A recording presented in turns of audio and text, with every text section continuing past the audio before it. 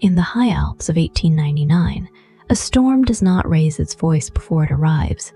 It simply rearranges the world's softening roads into silence, turning signposts into suggestions, and reminding even the most certain traveler that money cannot purchase a path through whiteness. On one such winter evening, a man used to giving orders stepped into a small mountain inn with polished boots and heavy trunks, believing the mountains would make way for him as cities always had.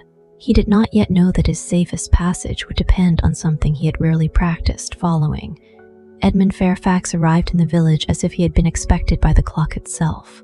The afternoon light lay pale and refined upon the snow, and the roofs of the chalets carried their white burdens without complaint, smoke rising from chimneys in thin, orderly ribbons. The road that brought him in was packed hard by sled runners and boots, and the air held a clean sharpness that seemed to polish every sound. The jingle of harness bells, the distant knock of wood on wood, the soft, constant hush of a river moving under ice. Edmund stepped down from his carriage with the practiced ease of a man accustomed to being met by someone else's readiness, his coat collar neatly turned, his gloves uncreased, and his gaze already measuring what must be done next. The inn stood near the center of the village, warm with lamplight that glowed against the blue of early dusk. Its sign painted with a modest edelweiss swung gently in a breeze that did not feel unkind, only observant. Edmund paused just long enough to take in the building's sturdy stone walls, the dark timber beams, and the steady rhythm of footsteps inside. He did not admire in the way some travelers admired. He assessed. A place like this, he decided, would do. It would serve its purpose, which was to shelter him briefly before he continued over the pass toward Italy, where appointments waited like pinned notes in the margin of his life. Inside, the air was thick with a pleasant mixture of pine resin, simmering broth, and wool drying near the hearth. Voices moved in gentle currents, German softened by the mountains, occasional French, a few words of Italian, yet none rose above the calm authority of the fire. Edmund's driver and porter followed with the first of the trunks, their leather straps creaking softly as they set them down. The innkeeper, a woman with iron-gray hair braided neatly at the nape of her neck, glanced at Edmund's luggage and then at his face with the same unhurried attention, as if both were equally informative. "A room," Edmund said, not loudly, but with the quiet expectation that the world would arrange itself around his need, "and I will require a guide at dawn. I intend to cross the pass tomorrow." The innkeeper's expression did not change, though her eyes narrowed by the smallest measure, the way one might narrow them against brightness. "Tomorrow," she repeated, as if tasting the word. "The pass decides that, sir." Edmund smiled, a polite curve that suggested he had heard this sort of thing many times in many places and always found it yielded to planning. "I appreciate local color," he said, "but I have commitments in Milan. The pass will oblige." At this, the innkeeper turned her head slightly toward the common room, where a man sat at a corner table with a mug of tea and a small notebook. He was not old, but he carried a stillness that made age feel irrelevant, as if time moved differently around him. His hair was dark, his face weathered in the clean way of someone who spends his days outdoors, and his hands broad, capable, rested around the mug as if they were warming themselves without impatience. When he looked up, his eyes were clear and steady, the color of riverstones beneath shallow water. "Matthias Keller," the innkeeper said. It sounded less like an introduction and more like a bell rung once, a name with weight. "If anyone goes tomorrow, he decides how." Matthias stood, not quickly, but as though rising were simply the next correct step. He came toward Edmund with the same measured economy, his boots quiet on the wooden floorboards.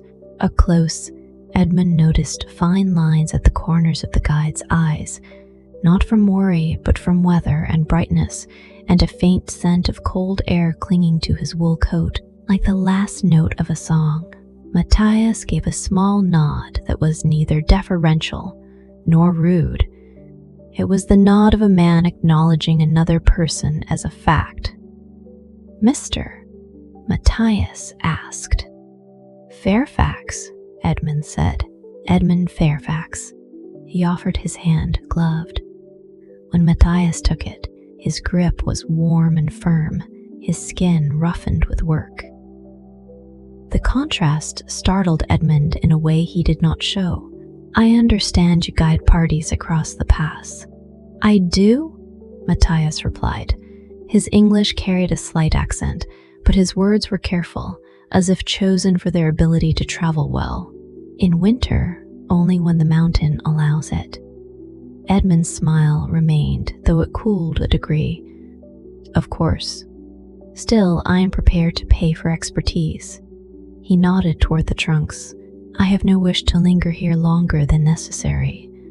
Matthias's gaze flicked briefly toward the luggage, then returned to Edmund's face. "Money pays for work," he said evenly. "It does not purchase certainty." The innkeeper had moved away, as if trusting the two men to settle the matter like adults. Around them, the common room continued its calm life, a spoon stirring in a bowl, a chair scraping softly, a low laugh that faded into the crackle of fire. Edmund had negotiated with bankers and ministers. He had conducted delicate conversations in rooms upholstered with velvet and power. Yet something about Matthias's tone made bargaining feel oddly inappropriate, as if one would not haggle over the temperature of the wind. Edmund reached into his coat and produced a leather wallet that looked as if it had never known damp. He removed a thick stack of notes and selected several with the crisp confidence of a man who understood the language of escalation. "Your fee," he said, placing the notes on the table between them. "For tomorrow, I will pay the remainder upon arrival on the far side." Matthias did not glance down immediately. His attention remained on Edmund, thoughtful rather than challenging. Then, at last, he looked at the money, and Edmund saw that he did not look hungry for it. He looked as he might look at a tool useful, real, but not particularly interesting. Matthias gathered the notes with a simple motion and tucked them into an inner pocket without counting. "I will meet you at first light," he said, "if the weather holds. If it does not, we will speak again." Edmund's irritation, small but real, sought a place to land. He found none. Matthias offered neither apology nor provocation, only the calm acceptance of conditions that did not belong to either of them. That calm, in its own way, felt like a boundary. Edmund nodded sharply, the gesture of a man accustomed to concluding matters with a decisive stroke. "Very well. First light." Matthias inclined his head once more, then returned to his table as quietly as he had left it. He sat, lifted his mug, and resumed writing in his notebook. The scene seemed to settle back into place around him, as if his presence were part of the inn's structure, like a beam or a stone. Edmund stood for a moment longer, unsure why the exchange had left him slightly off balance. He had secured a guide, paid in advance, and set his plan in motion. Everything was in order, and yet the phrase the innkeeper had used, "the pass decides," clung to him like a faint scent he could not name. His room was simple but clean, paneled in dark wood that held warmth. A small window looked out on the village where lamplight made gentle pools on snow, and beyond the rooftops the mountains rose in layered shadows, their slopes pale beneath the last of the day. Edmund removed his gloves and flexed his fingers, feeling the sting of cold in the joints, the small reminder that the world here did not soften itself for comfort. Somewhere below, the innkeeper spoke in a low voice, and a kettle began to sing. Later, when Edmund returned to the common room for supper, he found Matthias still at his table. Notebook closed now, hands wrapped around tea. The guide's gaze lifted briefly as Edmund passed, and in it Edmund read something that was not judgment, not admiration, but simple attention, the kind given to weather, to trails, to the slow shift of light on snow. Edmund took his seat near the hearth and listened, despite himself, to the inn's quiet music, the fire, the murmurs, the soft settling of timber. Outside, the breeze touched the inn's walls, and the hanging sign creaked once, like a thoughtful pause in conversation. When the meal ended and Edmund rose, Matthias spoke without turning his head, as if addressing not Edmund's body, but his intent. "Pack what you need for the pass," he said, "not what you want." Edmund hesitated, the words catching on something inside him, pride, perhaps, or habit. Then he answered, keeping his tone level. I always travel with what I need. Matthias's reply was quiet, almost gentle. Tomorrow, he said, the mountain will tell us what that means. Edmund went upstairs with the sentence following him, not heavy, but persistent, like the sound of river water beneath ice. In the corridor, the lamplight was steady and soft, and the wooden floor felt solid underfoot. He paused at his door and looked, through the small window at the end of the hall, toward the dark outline of the Alps. The peaks stood in silence, neither welcoming nor forbidding, simply present, and for the first time since leaving the city, Edmund felt an unfamiliar possibility settle into him, an invitation, quiet but unmistakable, to let someone else lead him where his own certainty could not. First light arrived without fanfare, the way it often does in mountain, countryless as sunrise, then a gradual unveiling. The village lay hushed beneath its quilts of snow, and the inn's windows glowed with a steady amber that made the cold outdoors seem almost ceremonial. Edmund Fairfax came down the stairs dressed as though the day were an appointment he could not afford to disappoint. His coat buttoned precisely, his scarf arranged with careful symmetry. He carried himself with the quiet assurance of a man who believed mourning belonged to those who used it efficiently, and yet the air in the entryway, sharp with frost and pine smoke, suggested a different sort of timetable, one kept by weather, shadow, and elevation rather than ink and pocket watches. Near the door, Matthias Keller stood with a lantern held low, its flame steady and patient. He looked as he had the evening before, calm, unhurried, and entirely awake to the small details that most people passed over. The guide's eyes moved from Edmund's boots to the strap of his satchel, then to the seams of his gloves, not with criticism, but with the same attentive neutrality one might give to a rope before trusting it. Behind Edmund, the driver Henrik, a broad-shouldered man with a wool cap pulled down over his ears, shifted his weight and checked the harness on the carriage mule. The porter, Louis, had already gathered the smaller bags, his cheeks pink from the cold, and his breath visible as a soft plume. Edmund's luggage, reduced from its grand procession of trunks to a single sturdy case and a leather satchel, stood near the threshold like an offended dignitary. He had spent several minutes in his room deciding what to leave behind, surprised by how personal the choice felt, as though each item represented an insistence. A silk cravat that would not be needed under a scarf, a heavy coat with a collar too delicate for snow, a book bound in bright calfskin. He told himself it was simple practicality, but the memory of Matthias's quiet instruction pack, what you need, not what you want, had lingered with an uncomfortable clarity, and practicality had taken on the shape of concession. Matthias greeted him with a nod. Good, he said, and Edmund could not immediately tell whether the word referred to his punctuality, his smaller load, or the look at the sky. Outside, the world was clean and bright, the snow reflecting dawn in a way that made everything appear newly made. The mountains rose beyond the village roofs with a dignified stillness, their ridgelines pale and precise, and for a moment Edmund felt an almost childlike certainty that the pass would be easy, glittering, orderly, inevitable. He could already picture himself on the far side, descending toward Italy with the satisfaction of a plan fulfilled. Matthias did not hurry that feeling along. He walked to the mule and ran his hand along the harness strap, testing it with a small tug. He adjusted a buckle by a fraction, then retied a knot as if correcting grammar. When he lifted his head, he looked not at the broad sweep of the mountains, but at the narrower truths, the faint sheen on the snow surface, the way a wisp of cloud clung to a distant shoulder of rock, the direction of a barely there breeze that made the ensign creak once. He crouched and brushed aside a thin layer of powder near the road, examining what lay beneath with the care of someone reading a letter. Edmund watched, a familiar impatience gathering at the edges of his composure. In cities, preparations were meant to be invisible. They were the work of servants, porters, clerks. Here, the guide performed his own checks, deliberately and in full view, as though the act of readiness were part of the journey rather than an embarrassment to be concealed. Edmund cleared his throat lightly. "If we are crossing today," he said, letting the sentence point toward motion, "we should make good time." Matthias rose, his knees cracking softly, and regarded Edmund in the clear, pale light. "We'll make the right time," he replied. "Sometimes it looks slow."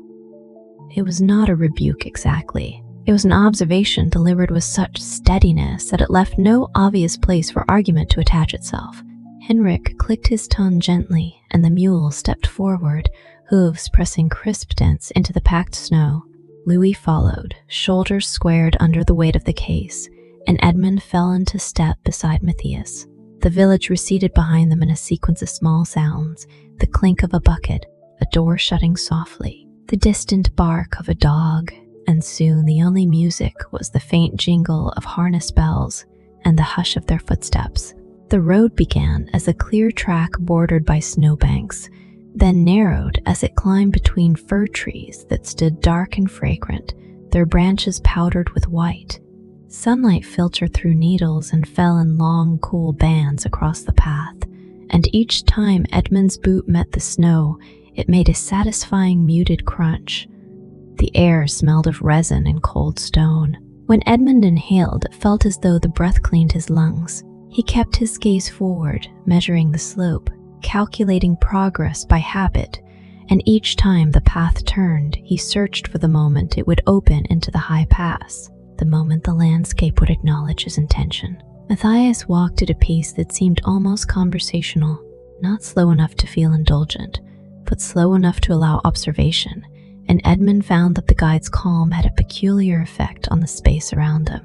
The sound of their own movement became clearer fabric shifting, leather creasing, breath sinking to steps in the broader world grew quieter in response, as if the mountain required attention as a form of payment. Edmund had expected grandeur and did not mind it. What surprised him was the intimacy. The Alps were not merely high, they were close, enclosing, attentive, as though the slopes and trees had leaned in to listen. After an hour, the firs thinned. The terrain opened into a pale basin where wind had smoothed the snow into subtle ripples like silk laid over a table. The sun, rising higher now, made the surface glitter in fine points. Edmund's spirits lifted in spite of himself. He turned slightly toward Matthias, meaning to express that the day seemed favorable, but the guide had already stopped beside a half-buried post that marked the route. Matthias rested his hand on the weathered wood, looking past it toward the upper slopes where the trail vanished into brightness. Edmund followed his gaze. At first he saw only the clean sweep of white and the gentle blue overhead. Then, with a second more careful look, he noticed a faint veil of cloud gathering at the far edge of the ridge, so thin it could have been mistaken for light. It hovered there without urgency, but it did not disperse. It seemed, instead, to wait. Matthias tilted his head, listening with his whole face, and Edmund became aware of a sound he hadn't registered before, a low, steady whisper moving along the high places, not loud enough to be called wind, but present like a breath taken in a large room. The guide's expression remained composed, yet his attention sharpened, becoming almost tender, the way a person's attention might sharpen when handling something fragile. Edmund glanced at his pocket watch out of reflex. The face looked small and oddly irrelevant against so much sky. "We are making excellent time," he said, and immediately heard the city in his own voice, the desire to convert distance into reassurance. Matthias did not smile, but his tone softened. "The past does not care for excellent time," he said. "It cares for the weather, the light, the strength in your legs, and the weight you carry. It is not a road in a town. It is a mood." He shifted his stance, boots firm in the snow. A mood can change. Louis, breathing steadily, adjusted the strap on his shoulder. Henrik gave the mule a gentle pat, as if the animal, too, deserved encouragement rather than command. Edmund looked again at the ridge and the thin cloud that had begun to stretch almost lazily along the line of rock. It was still bright, still calm, still beautiful, and yet something in Matthias's simple words lodged itself in Edmund's thoughts with an unexpected persistence. Matthias lifted his lantern slightly, not for light now, but as a familiar object in the hand, and gestured forward. "We continue," he said, "close enough to speak without shouting, and when I stop, you stop. Not because I am paying you with fear," he added, his voice quiet, nearly kind, "but because I am paying attention." Edmund wanted to answer, as he usually did, with a remark that restored his sense of command, yet the mountain air seemed to thin unnecessary sentences before they reached his tongue. He nodded once, a smaller gesture than he might have intended, and fell into step beside the guide. Together they moved onward into the bright hush, while above them the delicate veil on the ridge gathered itself as if preparing to tell a story of its own. The higher they climbed, the more the landscape simplified, as if the mountain were kindly editing away anything unnecessary. Trees fell behind them, replaced by low, wind-shaped shrubs that crouched close to the snow, and then even those diminished until there was only the trail's pale suggestion and the broad, unbroken slope. The sky remained bright, though its color softened from crisp winter blue into something milkier, as if a thin cloth had been drawn across it. Edmund Fairfax noticed the change the way one notices a room's temperature shifting subtly at first, then with a growing certainty that something has moved while one was looking elsewhere. He kept pace beside Matthias Keller, listening more than he had expected to, because the guide's calm seemed to make listening feel like part of walking. The whisper they had heard earlier matured into a steadier presence. It was still gentle, more like breath than wind, yet it carried a faint grit that brushed across Edmund's cheeks and the bridge of his nose. Snow began to stir at their feet, not in a flurry, but in small, purposeful curls that slid along the surface as though searching for their own direction. The mule's bells, once cheerful, sounded slightly muffled now, as if the air were learning how to absorb sound. Even Louis's steps behind them, careful, measured, seemed to sink into a thickening hush. Edmund looked ahead for landmarks he could name, something to anchor the path to certainty, but the mountain offered only variations of white and pale gray. The ridge Matthias had pointed to was still there, yet its line had softened, edges less distinct than they had been an hour earlier. A thin veil had spread across the upper slopes, and the sunlight became diffuse, turning the snow's glitter into a subdued sheen. Edmund felt a flicker of irritation at the loss of clarity, the way he might have felt if fog had obscured a harbor he was meant to reach by noon. In his world, obscurity was an inconvenience to be managed.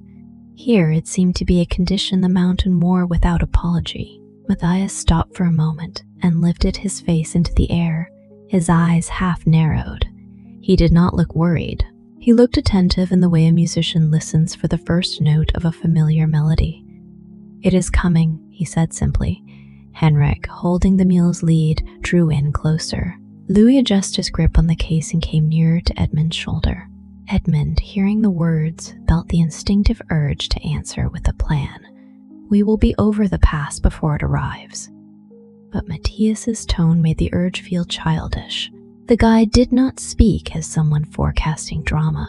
He spoke as someone recognizing weather, the way one recognizes a friend approaching on a road, inevitable, neither good nor bad, simply present. They continued upward. Within minutes, the world began to lose its depth. Snow and sky leaned toward each other until the boundary between them became uncertain, and the sense of distance so reliable in open country started to falter. The path beneath their boots was still there, but it no longer led toward a horizon one could see. It led into a brightness that gave no promises. Edmund realized he was blinking more often, as if his eyes were trying to clear a lens that was not, in fact, dirty. The air was not thick enough to choke, not harsh enough to sting, yet it made everything feel faintly nearer and faintly farther at the same time. It was like walking into a page that had not yet been written on. When the whiteout fully arrived, it did so with quiet decisiveness. There was no sudden gust, no dramatic curtain drop, only a gradual erasure. The ridgeline vanished. The shadows beneath their feet softened until they nearly disappeared. Sound diminished further, swallowed by the pale air. so that the bells on the mule became a distant, intimate detail rather than a marker of movement. Edmund looked down and saw his own boots with startling clarity against the snow, then looked up and found nothing but whiteness, as if the world ended a few steps ahead. His chest tightened, not with fear but with a kind of baffled indignation. He had been in fog on the Thames, in smoke-filled rooms after a banquet, and heavy summer rains that blurred a carriage window, yet none of those had felt like this. This whiteness did not obscure, it replaced. "We keep moving," Edmund said, unable to help himself. His voice sounded strange, too crisp, as if it were an object dropped onto a carpet. "If we stop, we lose time." Matthias slowed, not stopping entirely but letting the pace become unmistakably deliberate. He turned his head slightly so his words would reach Edmund without effort. "In a whiteout, time is not what you lose first," he said. Edmund's jaw tightened. The cold had found its way into the seams of his gloves, and the strap of his satchel pressed more heavily against his shoulder now that the climb offered less distraction. He wanted to reclaim control in the only way he knew, by declaring it. He took 2 longer steps, pushing ahead by a half pace, as though he might lead simply by being in front. Matthias's hand rose, not sharply, not grabbing, but steady and rested on Edmund's sleeve. The touch was firm enough to stop him without startling him, and gentle enough to avoid humiliation. Matthias leaned closer, his voice low, as if speaking to the air itself. "Slow," he said. "Close. Together." The 3 words landed with a calm authority that did not require volume. Henrik drew nearer at once, guiding the mule so its flank almost brushed Matthias's elbow. Louis closed the gap behind Edmund until Edmund could hear the porter's breath, steady and warm in the cold air. The small line of them became compact, intimate, a pocket of human presence inside the blankness. Edmund felt, to his own surprise, the slightest easing of pressure in his chest. The whiteness remained, but the sensation of being alone inside it diminished. Matthias set the pace like a metronome. His steps were even, neither hurried nor tentative, and he kept his head angled slightly downward, reading the snow's faint textures. Now and then he paused, not fully stopping but letting his weight settle so he could listen. It was in those pauses that Edmund became aware of the smallest cues, the way wind brushed from left to right, the subtle change in snow firmness underfoot, the faintest suggestion of a hollow where the ground dipped. Matthias did not announce these observations as triumphs. He simply incorporated them into the next step, as though his body and the mountain were in conversation. Edmund tried at first to maintain his own internal count how far they must have come, how much higher they still needed to go, but the whiteout made arithmetic feel absurd.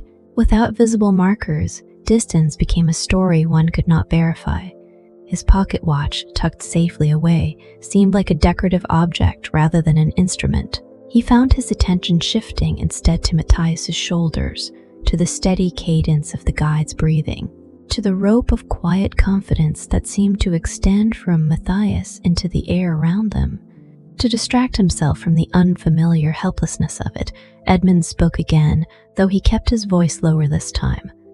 "We should angle east," he said. "If the pass is ahead, east will—" Matthias shook his head once. "In this," he replied, "east is a word, not a direction." He pointed with his chin toward the snow at their feet, where faint ridges had formed in parallel lines. "Windrights," he said. We read. Edmund looked down, and at last he saw what Matthias meant. The snow was not featureless, it was gently inscribed as if the air had been practicing calligraphy.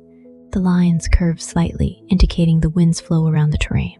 Matthias followed them not as a rigid path, but as guidance, choosing the firmer drift, avoiding the softer hollow, maintaining a contour that felt safer beneath the foot. Watching him, Edmund felt something shift inside him, small but significant. It was the recognition that expertise could be quiet, and that quietness did not diminish it. The whiteout deepened, then steadied, holding them in its soft, endless room. And within that room, an odd, almost gentle magic seemed to take shape. Not supernatural fireworks, not spectacle, but but the sense that the world had simplified itself so completely that only essentials remained: breath, steps, the warmth of being near another person, the trust placed in someone who knew how to listen to snow. After a time, how long, Edmund could not have said. Matthias slowed and lifted his lantern slightly, not to light the way but to mark their togetherness.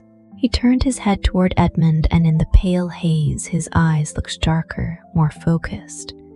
"Now," he said softly, "you follow without thinking of what you used to command.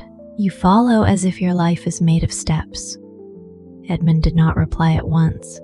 The words could have pricked at his pride, yet Matthias's tone held no accusation, only invitation.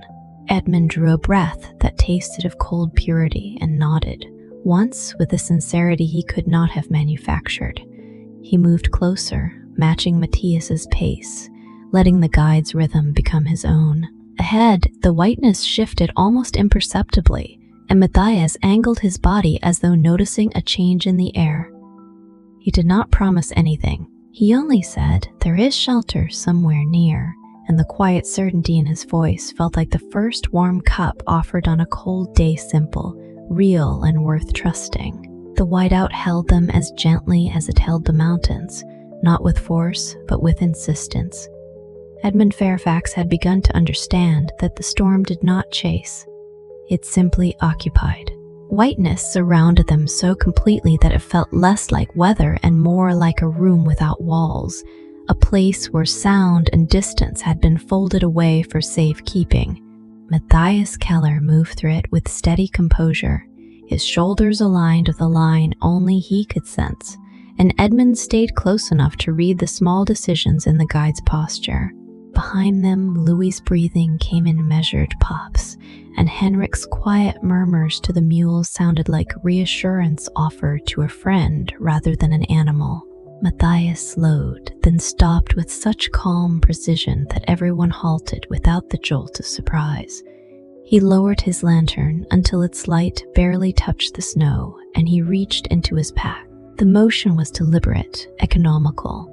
He drew out a coil of rope, thick, dry, and familiar in his hands, and let it rest for a moment against his palm, as if confirming its presence. The rope looked ordinary enough, the kind of object Edmund had seen in carriage houses and on ships.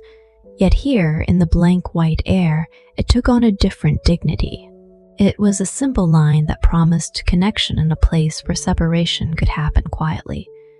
"We tie in," Matthias said. His voice did not rise. It did not need to. One line, no spaces. Edmund felt his spine tighten, a reflexive resistance before the mind could explain itself.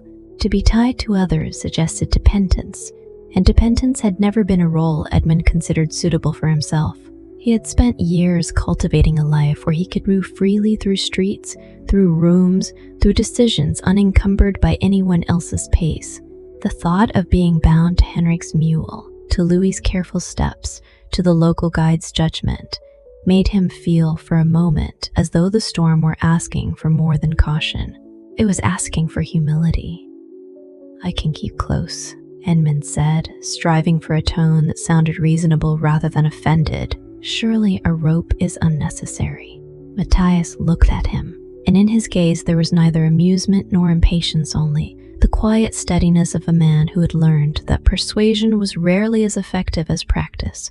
"You can keep close," he agreed, "until the world shifts, until you look away for one breath." The rope is not for distrust. It is for the way the mountain edits our attention. He lifted the coil slightly. It is a reminder made of hemp. The words, simple as they were, landed in Edmund with unexpected weight. The phrase "edits our attention" felt almost gently magical, as though the storm were a careful editor trimming away the illusion of perfect control. Edmund did not argue further. Something in Matthias's tone suggested that argument here would be like scolding a snowfall. It might satisfy the speaker, but it would not alter the weather. Matthias tied the first loop around his own waist, over his coat, then stepped to Edmund. His hands worked with quiet assurance, fingers moving in practiced patterns. Edmund felt the rope settle against him, firm but not tight, a steady contact that did not hurt and did not flatter. Matthias checked the knot with a small tug, then moved on to Louis, then Henrik, and finally to the mule's harness in a way that treated the animal as part of the party rather than an accessory. The line of them became one shape, a small linked constellation in the blankness. When Matthias nodded for them to continue, the rope's gentle tension immediately changed the sensation of walking. Edmund felt it in his waist each time Matthias stepped forward, a subtle pull that guided his pace without commanding it. When Edmund lagged by half a step, the rope reminded him. When he moved too quickly, it checked him with calm insistence. The effect was oddly soothing, like a hand placed lightly on the shoulder in a crowded room. He became aware, too, of the closeness it required. Henrik near enough that Edmund could hear the leather of the reins shift. Louis close enough that the porter's breath warmed the air behind Edmund's scarf. At first, Edmund experienced the closeness as indignity. He was a man accustomed to private space, to corridors cleared by servants, and decisions made without witnesses. Yet in the whiteout, privacy felt less like privilege and more like risk. The storm made solitude too easy. A person could step aside by a single pace, and the world might swallow the gap as if it had never existed. The rope, by contrast, insisted on shared presence, and shared presence began to feel like the true luxury. Edmund tried to hold on to the idea that he still led his own life, even if he allowed this temporary arrangement.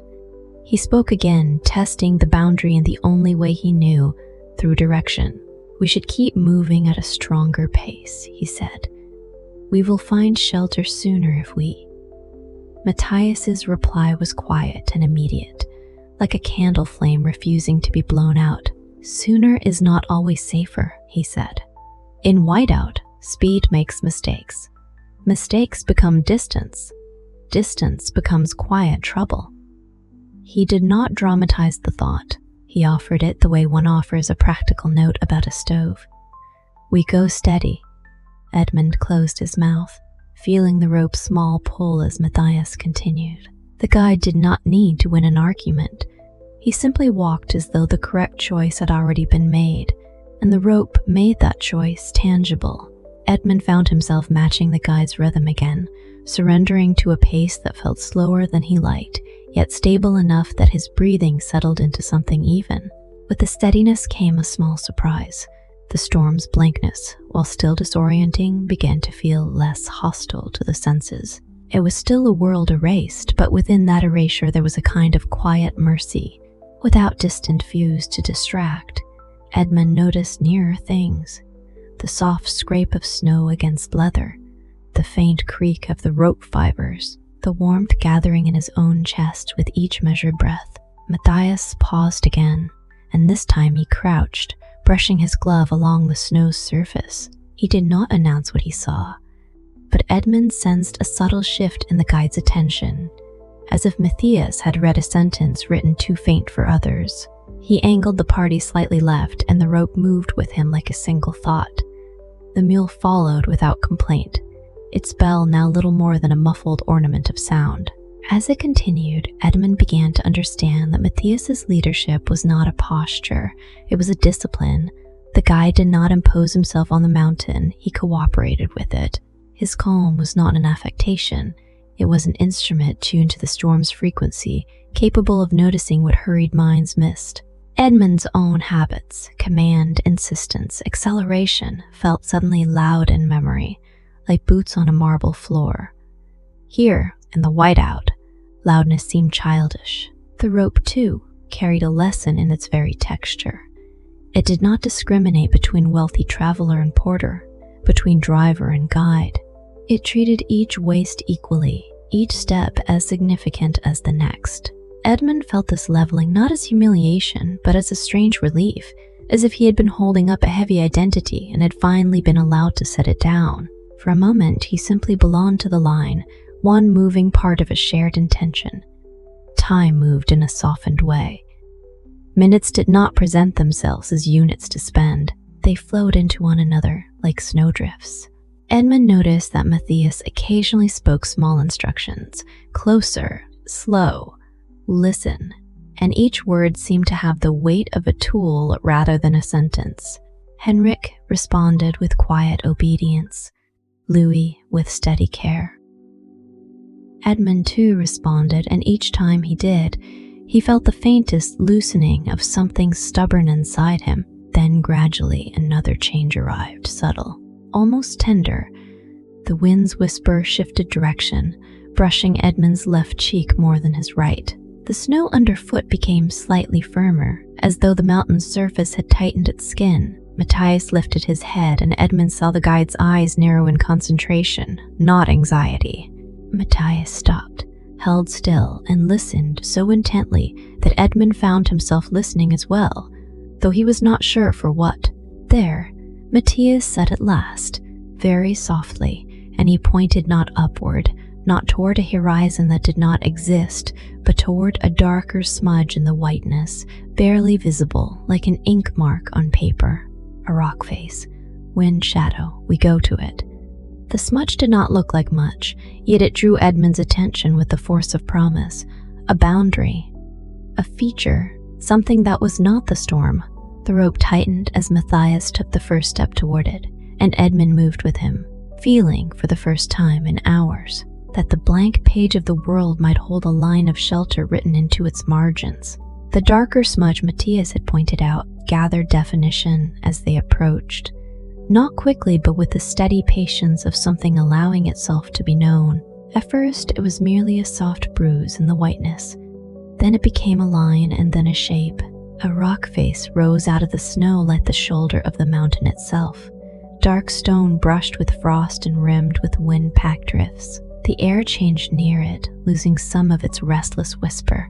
The rock offered a small pocket of calmer breath, a place where sound returned in finer detail, the faint scrape of rope fibers, the mule's gentle snort, Louis' exhale settling into a quieter rhythm.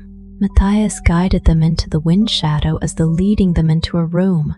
He did not speak until they were close enough that the rock's presence felt solid behind them. Then he lifted the lantern slightly, its glow turning the snow near their boots into pale gold, and he looked at each of them in turn. In the whiteout, his face appeared carved from calm eye steady, mouth set in a line that held neither severity nor softness, only truth. "We rest here," he said. "Not long, just long enough to make the next choice as well." Edmund Fairfax felt the rope slacken as Matthias loosened his stance. The simple relief of standing still in a place that did not erase itself was almost luxurious. Edmund's shoulders ached in a way he had not noticed while moving. The satchel strap had pressed a firm line into his coat, and when he shifted it, he felt a sting of returning circulation. His gloves were damp at the fingertips where snow had melted against warmth, and he flexed his fingers slowly, listening to the faint creak of leather. He expected Matthias to announce a new direction, a plan, a swift calculation that would restore Edmund's confidence. Instead, Matthias reached toward Louis' burden. The porter, cheeks flushed with cold, tightened his grip instinctively as if the case were part of his duty made visible. Matthias did not take it from him. He simply placed a hand on the leather and let it rest there. "Now," Matthias said, "we make ourselves lighter." Edmund's mind caught on the phrase as though it were a riddle. Lighter, in Edmund's life, usually meant simpler arrangements, a faster carriage, fewer stops between cities. It did not mean leaving things behind. He had been raised to believe that possessions were not merely objects, but proof of success, proof of refinement, proof that one belonged in rooms where decisions were made. Even now, in the storm's blank room, the leather case beside him felt like an anchor to the identity he understood. "We have already reduced what we carry," Edmund said, keeping his tone level. He forced a small smile that he hoped sounded practical. "I brought only what was necessary." Matthias looked at Edmund with that same quiet attention that never hurried to be impressed. "Necessary is a word that changes with weather," he replied. Then he turned to Henrik, gesturing to the mule's packs. "We take off what we can," he said. "We keep what keeps us warm, what helps us see, what helps us eat and drink. The rest stays." Henrik's brow furrowed, not in protest, but in calculation. He began unbuckling a small bundle from the mule's side, setting it carefully into the snow where it would not slide. Louis set his case down with visible relief, rolling his shoulders once as if shaking off an invisible hand. Edmund watched, and a tightness formed in his chest, not from cold, but from a kind of disbelief. Set things down and leave them? It was the opposite of the careful habits that governed Edmund's world, where anything valuable was guarded, labeled, and transported with ceremonial care. Edmund stepped closer to Matthias, the rope between them now feeling less like a leash and more like a line of conversation. "My belongings," he said, and the phrase came out sharper than he intended. "They are not trivial. If they are left here, they will be ruined." Matthias's expression did not change. If anything, it softened by a fraction, as though he recognized the fear hidden inside Edmund's insistence without needing to name it. "Yes," he said quietly, "they will be ruined, or covered by snow, or found later by someone else, or never found at all." He let the possibility sit in the air without drama, but you will be moving with your own strength, not dragging it behind you. Edmund's jaw tightened, and the whiteness, the rock face behind Matthias seemed like the mountain's own listening ear, indifferent yet present. Edmund felt the familiar urge to bargain rise inside him like a practiced reflex. In his world, there was always a number that made something possible. There was always a price that could smooth the roughness of reality into compliance. "I will pay more," Edmund said. He opened his coat with stiff fingers and pulled out his wallet, the leather pristine even in the damp cold. "Double, triple, whatever is required. We can hire more men on the far side to recover the luggage. We can send a party back. I cannot simply..." He stopped himself from saying, "I cannot simply abandon what is mine," because the sentence sounded, suddenly, like a child refusing to share. Matthias did not glance at the money. He did not even look offended by it. He simply waited. In that waiting was a kind of stillness that made Edmund acutely aware of the wind's whisper returning at the edge of the rock face, of the snow's faint movement as it slid and settled. Matthias's silence did not shame Edmund, but it did not rescue him either. It left Edmund alone with the sound of his own assumptions. When Matthias finally spoke, his voice was low and even. "Money is useful," he said. "It buys bread, it buys wool, it buys a room with a fire." He met Edmund's gaze. "It does not buy the mountain's permission, and it does not make your legs stronger." The words were plain. That was what made them difficult. Edmund felt heat rise beneath his collar, not anger, exactly, but the sting of truth that one cannot dismiss as rudeness. He looked down at the wallet in his hand, then at the notes, crisp and obedient. Here, they seemed almost like paper meant for a different climate. He closed the wallet slowly and returned it to his coat as if putting away a tool that would not be used. Louis, watching the exchange from beside the case, shifted uneasily. "Sir," he said to Edmund, speaking carefully, "we can leave what we must. We can mark the place." Edmund glanced at the porter, then at Henrik, who had already set down 2 bundles with an air of resigned practicality. The mule stood quietly, ears flicking, unconcerned by the human drama. Edmund felt the rope around his waist, a steady reminder that his decisions were not isolated.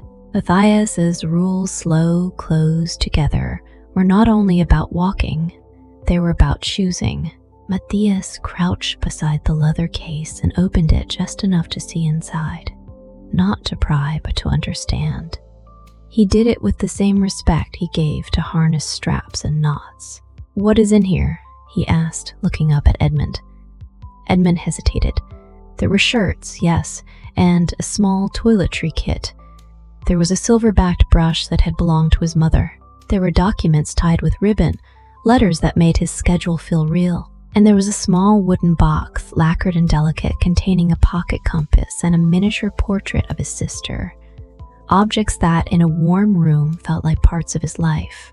Objects that, here, felt like weight. "Things," Edmund said finally, and the answer sounded inadequate even to him. Matthias nodded as if he had expected no better. "Then choose," he said gently. "Choose the few that matter most. The rest is only proof for people who were not here." The sentence settled into Edmund like snow settling on a ledge. Quiet, gradual, undeniable. He knelt beside the case, the action itself unfamiliar. His gloves brushed the leather, damp and cold. He opened the case fully, and for a moment the sight of his folded shirts and polished items felt absurdly domestic in the mountain's blankness, like a parlor set up in a field. He selected what would truly help: an extra wool layer, a small tin of biscuits, a compact flask. Then, after a pause that felt longer than it was, he took the wooden box and slipped it into his coat pocket, close to his chest. The rest he left. When Edmund stood, he felt lighter in a way that surprised him. Not merely physically, though the absence of weight on his shoulder was immediate relief. Lighter in the sense that he had stopped arguing with a fact. He looked at Matthias, and for the first time, there was no demand in his gaze. Only a reluctant, honest acknowledgement. Matthias retied the rope line, checking each knot with quiet care. Henrik finished adjusting the mule's load, now slimmer and more reasonable. Louis, relieved of the heavier case, rolled his shoulders and offered Edmund a small, grateful nod, as if Edmund's choice had also loosened something in the porter's body. Before they left the rock face, Matthias took a short stick from his pack and planted it firmly in the snow beside the abandoned bundles. He tied a strip of cloth to it, dark against the white so it would be visible if the storm ever softened enough to return. The gesture was simple, almost ceremonial, and it gave Edmund a strange comfort. Not a promise of recovery, but an acknowledgement that what was left behind had been treated with respect. "Ready," Matthias said, and his voice carried the steadiness of a hand offered rather than a command issued. Edmund stepped into place on the rope line and felt the gentle tension return around his waist. He took a breath that tasted of cold stone and clean air, and he found that his next step came without argument. As they moved away from the rock face, the storm's whiteness gathered around them again. But it no longer felt like an insult to Edmund's plans.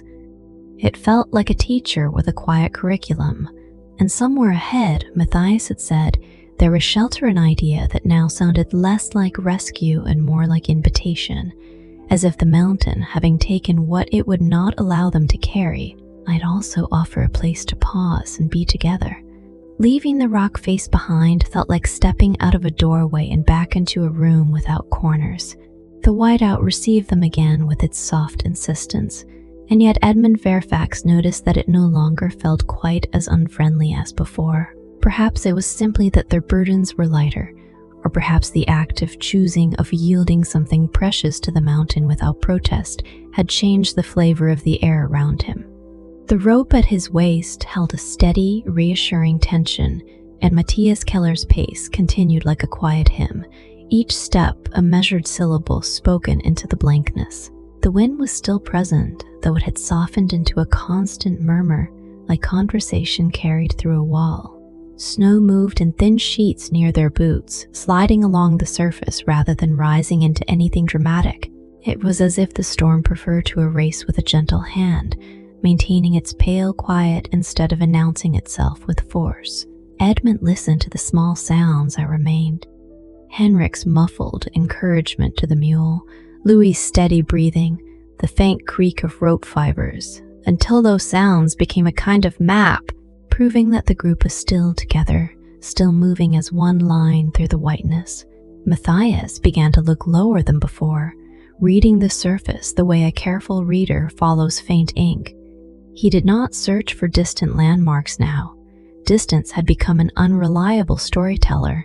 Instead, he watched how the snow lay, how it had been combed by wind into delicate ridges, how certain patches appeared smoother, almost glazed, while others looked powder-soft and slightly hollow. When he paused, he pressed his boot into the drift and listened not only with his ears, but with the pressure of his weight, as though the mountain answered in textures. Then he angled their line a little left, then a little right, following a route that made no grand sense to Edmund's eyes but seemed to satisfy some quiet logic beneath the surface. Edmund found himself trying to imitate the guide's attention. He looked down more often. He noticed how wind had written thin arcs across the snow, the lines bending around unseen rises like handwriting that curved round a margin.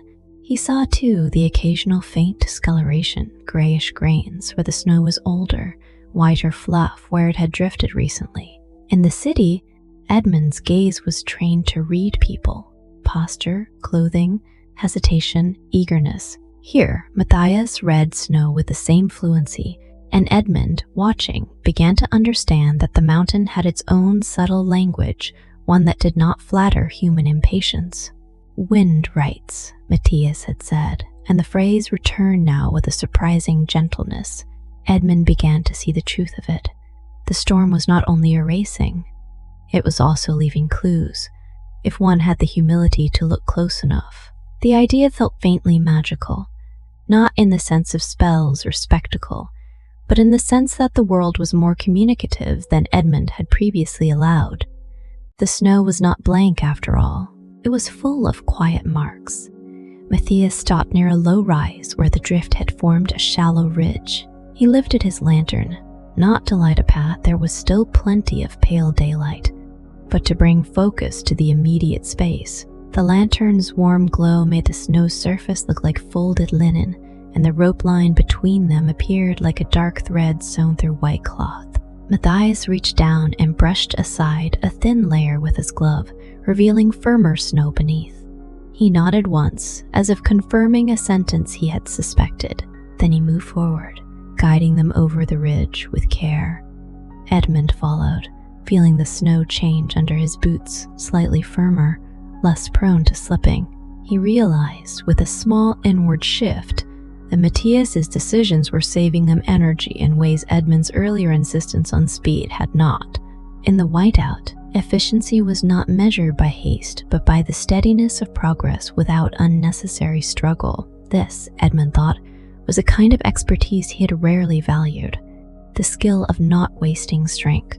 They came upon the first true marker, not as a grand signpost, but as a half-buried wooden stake, weathered and leaning, its top crowned with ice.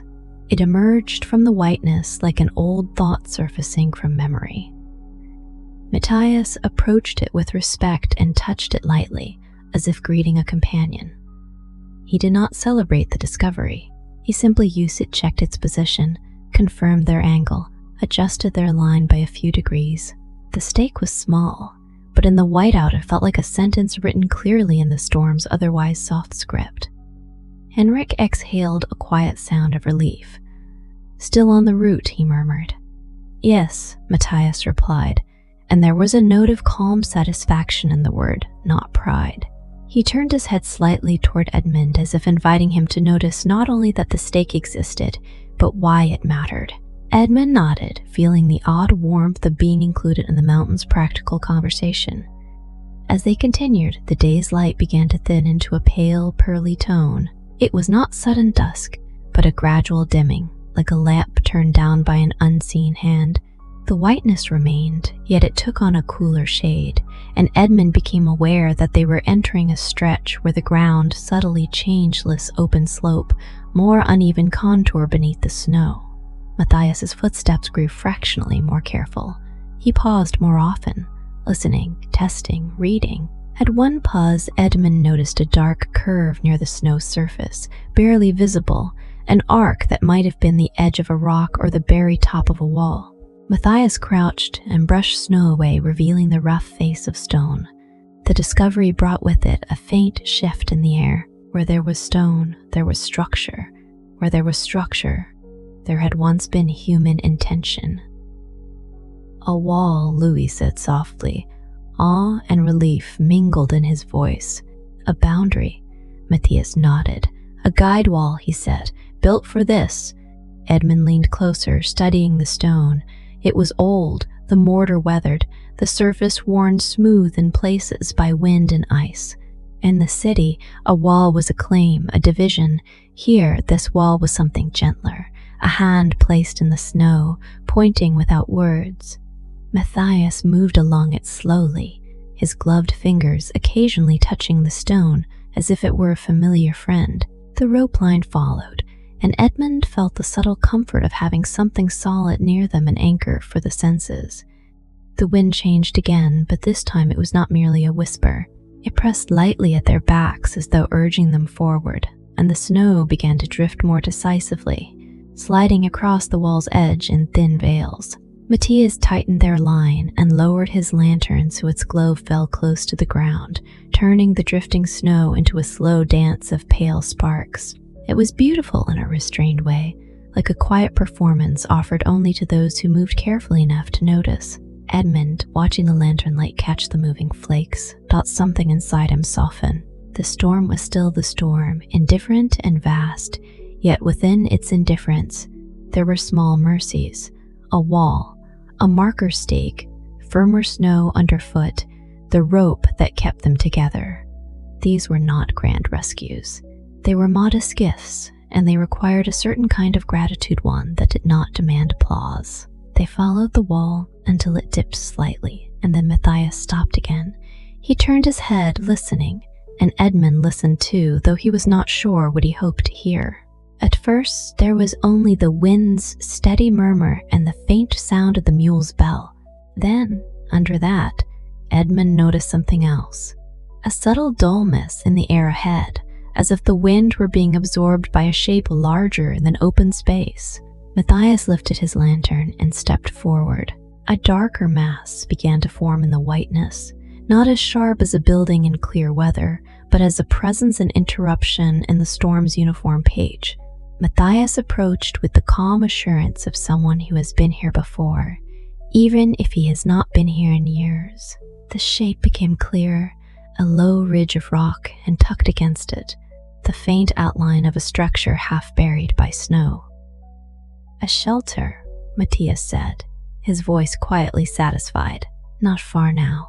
The words carried no triumph. They carried promise, warmth, pause, proximity. Edmund felt his own shoulders loosen in response, and he realized that the relief he felt was not only for himself. It was for the group, for the rope line, for the shared effort that had brought them here, step by careful step. The lantern's glow strengthened as Matthias moved forward, and in its light, the dark outline of the refuge seemed to invite them in, not as a dramatic salvation, but as a small, waiting room in the mountain's vast and patient house. The structure emerged from the whiteout the way a thought emerges, in a quiet room first as a vague sense of shape, then as a certainty that gathers edges.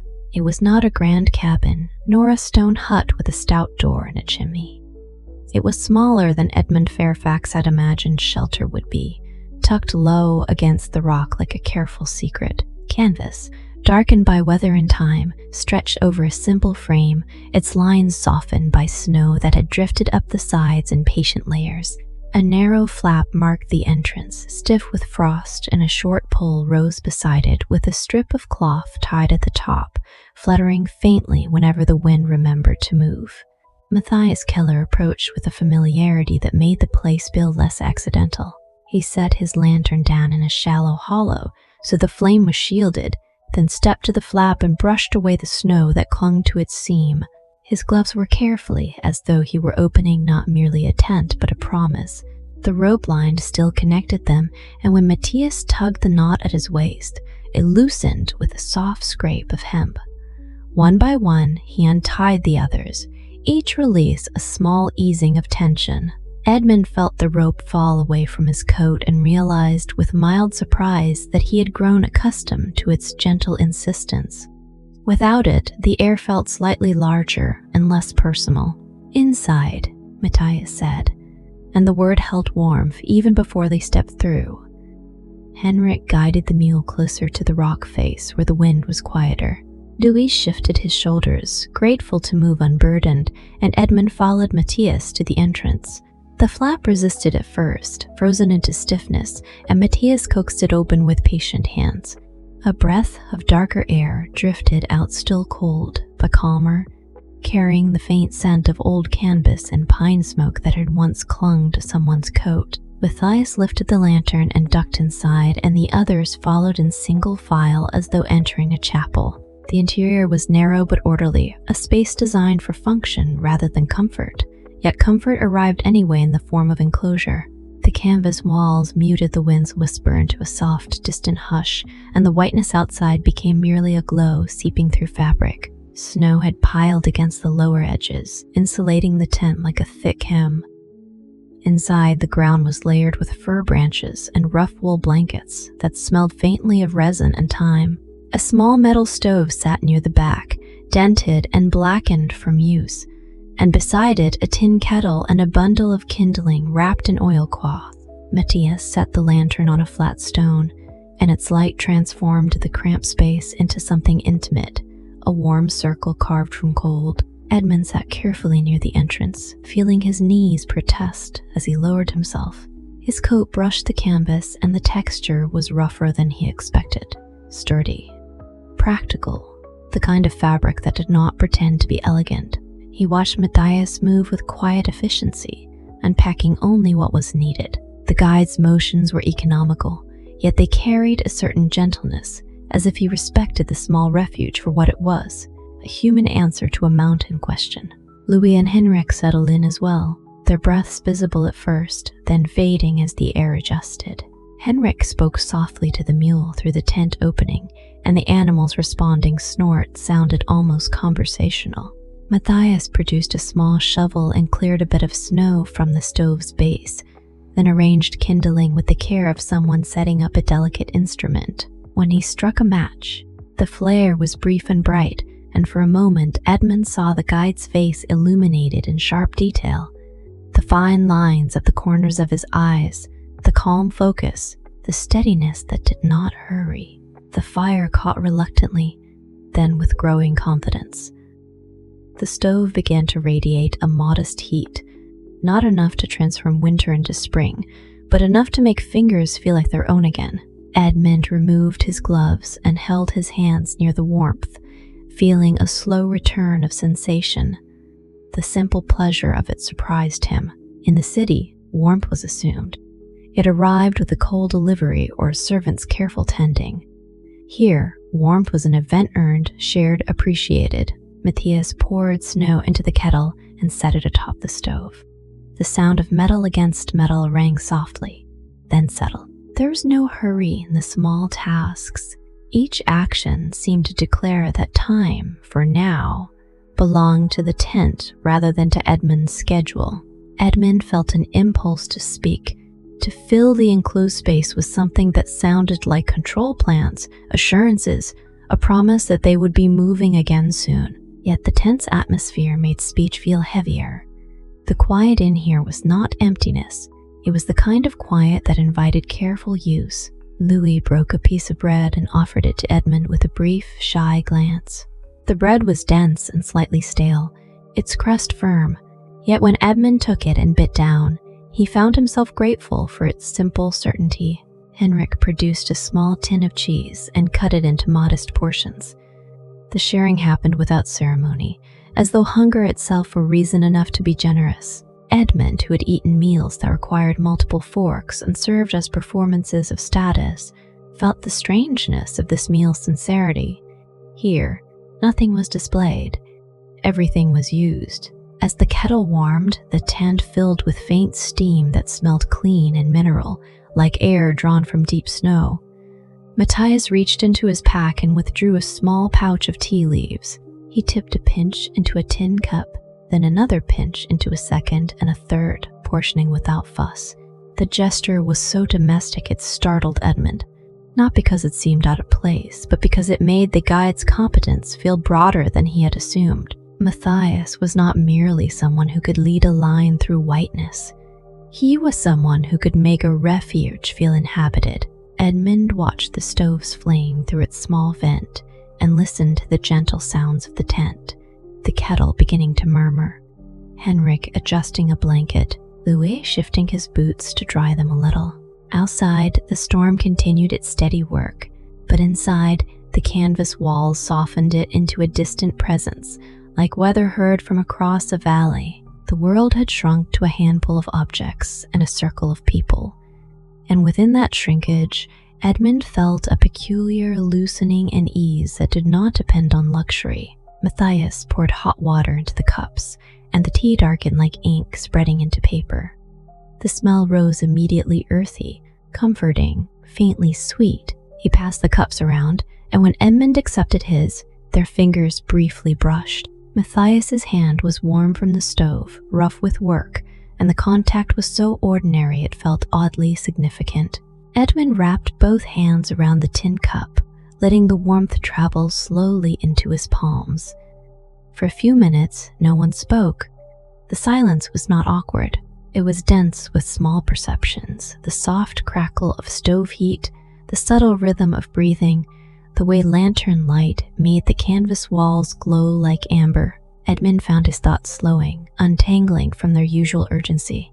He noticed with a faint sense of wonder that he could hear his own heartbeat steady, unremarkable, alive, and that the sound did not need to be competed with.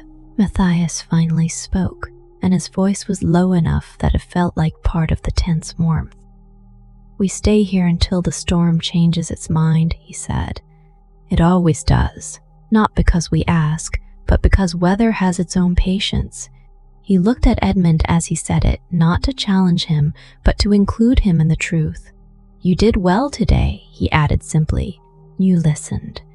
Edmund's first instinct was to deflect the compliment, to return to the posture of authority. Yet in the tense quiet, posturing felt unnecessary. He nodded once, slow and honest. "You were right," he said, and the admission did not sting as much as he had expected. "About the weight." Matthias's mouth curved by the smallest degree. Not quite a smile, but something close. "The mountain teaches," he said. "We only translate." The kettle's gentle murmur faded as the last of the snow melted. Edmund sipped the tea, and its warmth seemed to settle not only in his body, but in the space between them. Outside, the storm's hush continued, yet inside, the refuge held a different kind of quiet one that felt shared, deliberate, and surprisingly comforting.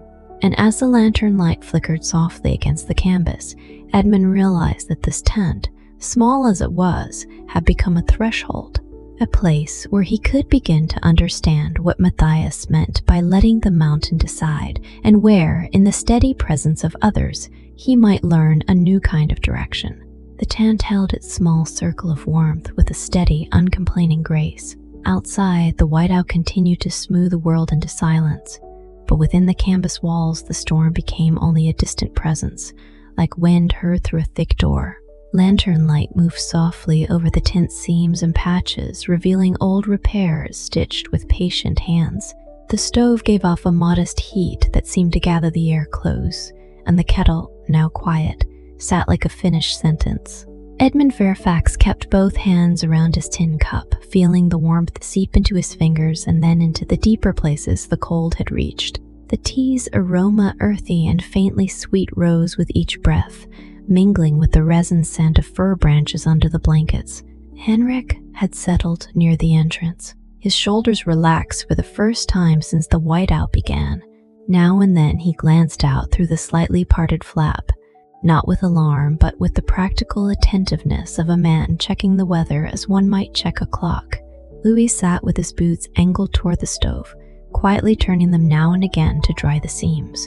He did not speak much, but his presence felt steady, a quiet agreement with the calm Matthias had established. Matthias himself sat near the back, one knee raised, his hands resting loosely on it as if he were content to let the tent do the speaking for a while. The silence that formed among them was not emptiness. It was textured. It was filled with small sounds, the faint tick of cooling metal, the soft settling of canvas as wind pressed and released, the slow, synchronized rhythm of four men breathing. Edmund, who had often equated silence with awkwardness or power plays, found himself surprised by how natural it felt here. In the city, quiet in a room often meant someone was waiting to speak next, or deciding what to conceal. In the tent, quiet meant something simpler, that nothing needed to be forced into words. Edmund's thoughts drifted, unhooked from their usual urgency. He pictured his trunks left behind at the rock face, the dark strip of cloth Matthias had tied as a marker. He imagined snow smoothing over them, folding them into the mountain's pale order. The image might have sparked anger earlier, but now it arrived with an odd neutrality, almost acceptance. The mountain had taken what the mountain required. In exchange, it had offered this small refuge and this shared warmth, and Edmund could not pretend the exchange was unfair. It was simply how things worked here, in a landscape that did not negotiate. Matthias broke a piece of bread and ate slowly, as if the act were part of keeping time. When he lifted his cup, the lantern light caught the tin's worn rim, and Edmund noticed the small scratches and dent marks of use that suggested seasons, journeys, storms. The cup looked like an object that had traveled. Edmund's own possessions were built to display, to remain pristine, to be kept rather than used. Here, a dent was not damage. It was history. "You have crossed many times," Edmund said at last, his voice low, careful not to disturb the tense quiet rhythm. Matthias glanced at him, and for a moment Edmund could not read the guide's expression. Then Matthias gave a small nod, as if acknowledging a simple fact. "Since I was young," he replied. "I learned from my uncle. He learned from his father. The past teaches the same lesson each time, but people hear it differently." Edmund turned the cup slightly in his hands. "And what lesson is that?" he asked, though he suspected he already knew part of the answer. Matthias's gaze shifted toward the tent wall, as if he could see the mountain through canvas. "That we do not move through it alone," he said. "Not even when we think we do. The mountain is always part of the journey. The weather, the snow, the strength of the person beside you." He paused, letting the words settle like warmth. "And that pride is a heavy pack." The sentence could have sounded like a rebuke. In Matthias's voice, it sounded like weather, plain, descriptive, offered without heat. Edmund felt the truth of it in his own shoulders, in the memory of the case he had left behind. He took a sip of tea and found to his surprise that the admission Matthias's words demanded did not feel humiliating. It felt clarifying. Henrik chuckled softly, not at Edmund, but at the shared recognition. "Pride makes a man sweat," he murmured, "even in winter." Lee smiled, his shy expression briefly lit by lantern glow. "And then the wind takes the sweat," he added, as though finishing a familiar proverb. A small warmth moved through the group, not laughter exactly, but a lightening of the air that made Edmund feel included rather than judged. He watched the others' faces in the lantern light, noticing details he might have ignored in another setting. Henrik's weathered brow, Louis' careful hands, Matthias's steady calm. These were not people orbiting Edmund's wealth. They were people with their own competence, their own stories, their own quiet dignity. Edmund realized he had rarely been in a room where his status did not determine the shape of the conversation. The thought was both unsettling and, strangely, relieving. The wind pressed against the tent again, and the canvas responded with a soft ripple. The sound was gentle, almost like a sigh. Edmund found himself listening to it with a kind of respect. Matthias had said the storm would change its mind, not because they asked, but because weather had patience. Edmund considered how often he had acted as if the world's patience were meant to serve him.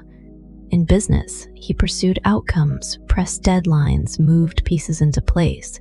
He had been praised for it. Yet here, the mountain's patience was not a resource to be exploited. It was simply a fact. Edmund could either harmonize with it or exhaust himself resisting.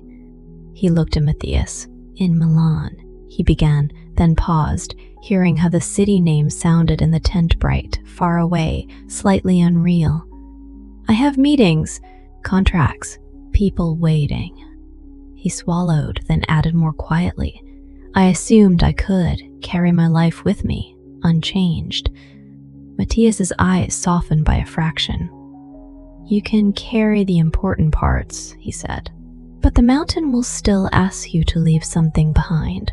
Sometimes it is luggage, sometimes it is certainty." The words landed without pressure, and Edmund felt them settle in him like tea warmth settling in the chest. He did not need to respond immediately. The tense quiet allowed space for the thought to exist without being defended or polished.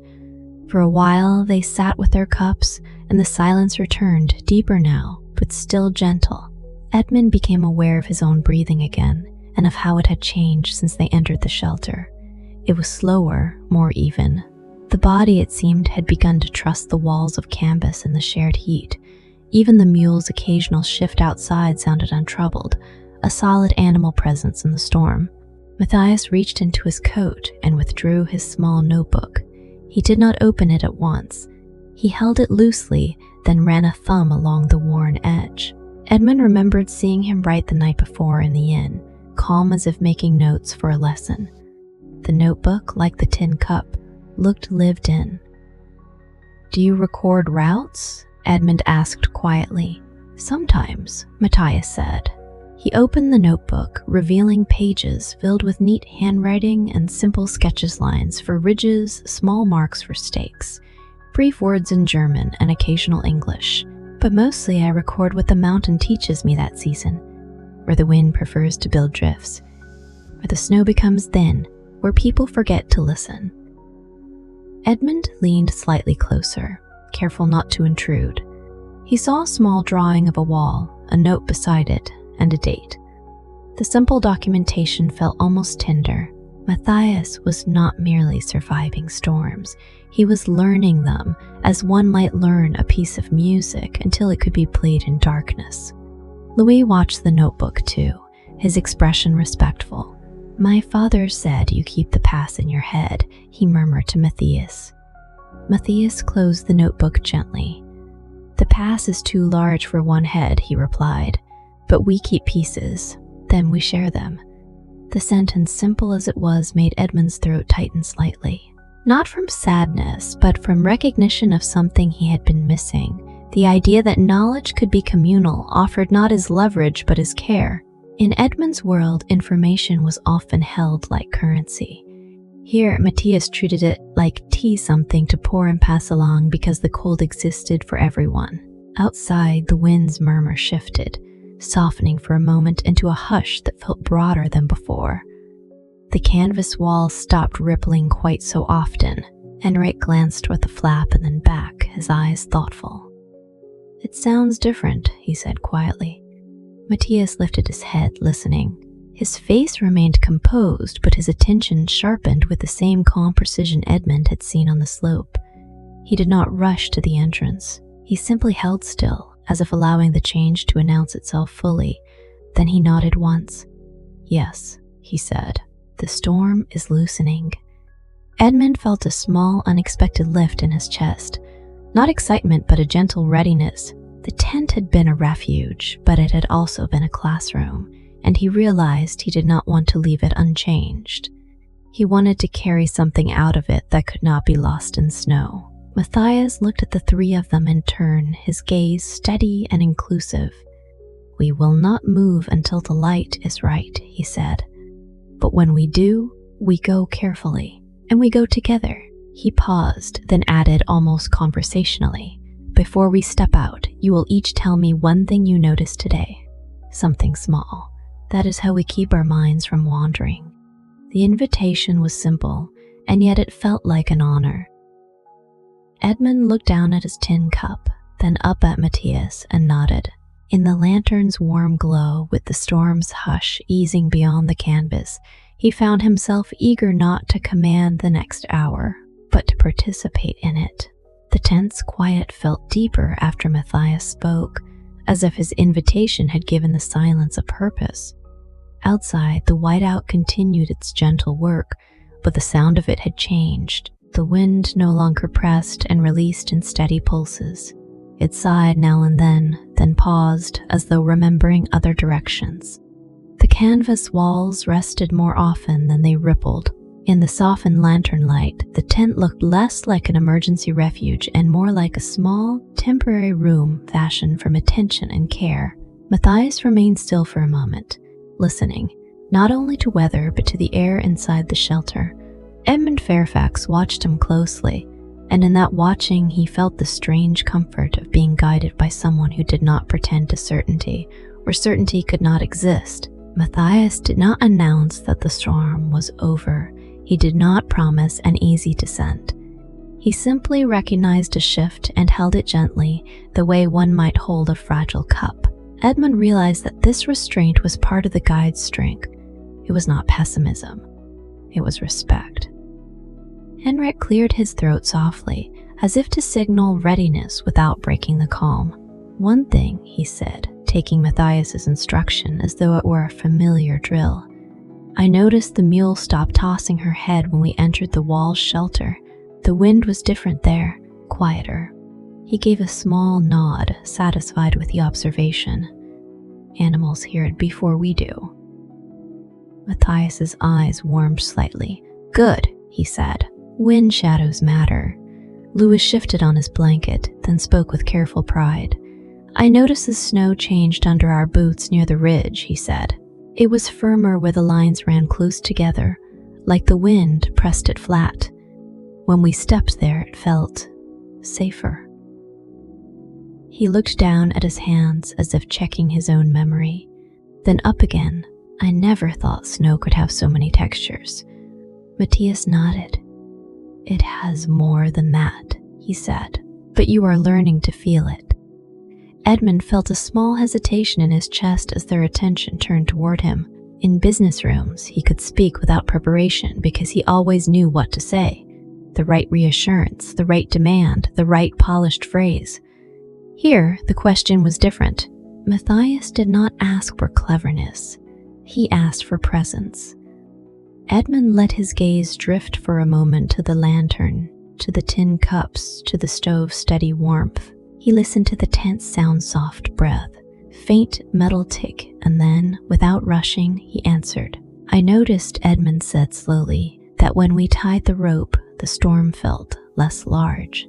He searched for a word that did not exaggerate, not because it changed, but because I could feel the others close. The rope made the whiteout feel like something we were inside together, rather than something each of us had to defeat alone. For a moment, no one spoke. The silence that followed was not judgmental. It was almost appreciative, as if Edmund had placed something honest into the shared space and everyone had paused to hold it. Matthias inclined his head once. "That is the most important thing," he said. "You cannot out-argue a storm, but you can stay connected."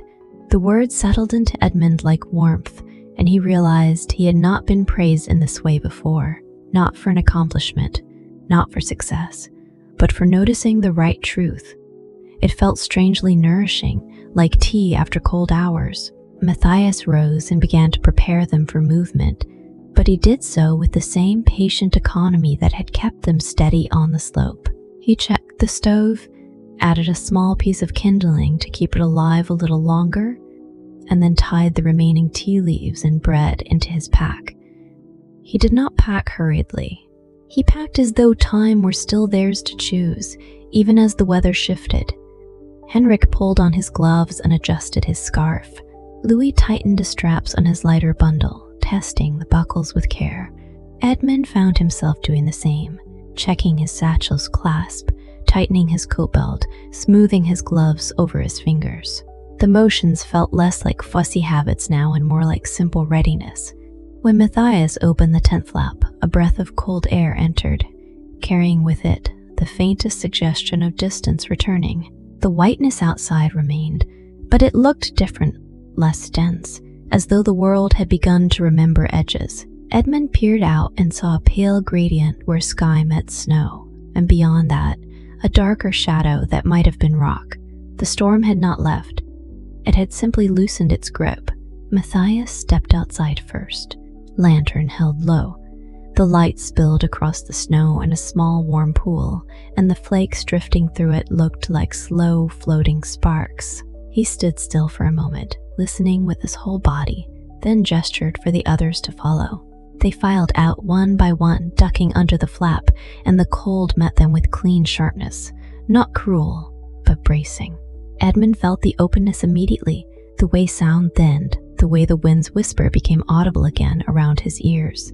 Yet he also felt something steadier than before, the memory of the tense warmth, the group's shared quiet, the simple exercise of noticing. The world outside might still be blank in places, but his mind no longer rushed to fill it with panic or command.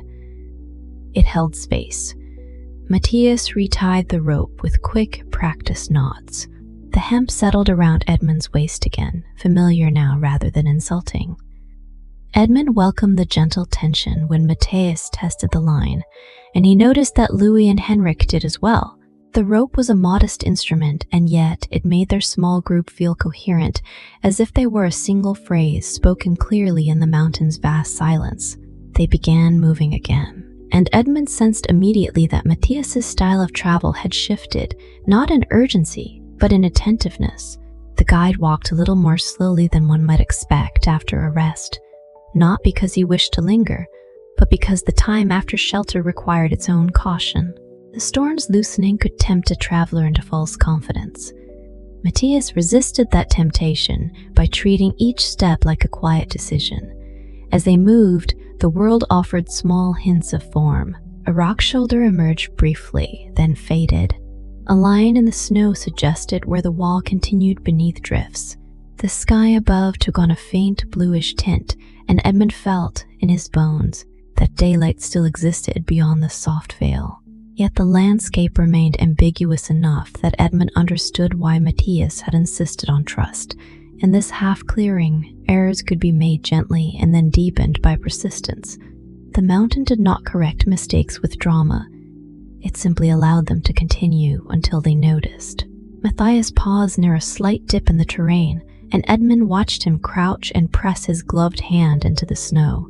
Matthias lifted his hand and examined the grains clinging to the wool, then held the lantern close as if comparing color and texture. Edmund realized that Matthias was doing something akin to reading a map only. The map was changing in real time, written by wind and temperature. The guide's calm made it feel possible. "Here," Matthias murmured, and angled their line slightly. "The drift is recent. We go around." They followed, and Edmund felt the snow firm underfoot again, a subtle confirmation. It struck him that he was not merely obeying Matthias now. He was cooperating. He could sense when the path felt more stable, when the wind seemed to press from one side, when the rope's tension shifted because Henrik behind him adjusted his stride. These were not directions written on paper. They were cues carried through shared movement, like a conversation without words. After a time, as the dim light strengthened by a small degree, Matthias looked back toward them. "You see," he said quietly, "why trust matters more than sight. Sight lies in storms. Trust holds." Edmund's throat tightened again, not from cold, but from the recognition that Matthias was giving him something he could not buy. A way to move through uncertainty with dignity. He nodded once, and his nod felt like an agreement made not with pride, but with respect. Ahead, the whiteness thinned just enough to reveal a faint vertical shape. Another marker stake, perhaps, or the corner of a rock. Matthias's lantern glow reached toward it like an offered hand. "We follow these signs," Matthias said, "but more than that, we follow each other." The words were simple, yet they felt like a map being drawn in the air between them. One made not of ink or lines, but of steady pacing, careful listening, and the quiet promise that no one would be left to vanish into white alone. The light outside the tent did not arrive like a victory. It did not break through the clouds with fanfare or turn the world suddenly bright. It simply returned in degrees, as if the mountain were slowly reopening its eyes. The whiteness thinned from a dense curtain to a soft veil, and within that veil, edges began to reappear.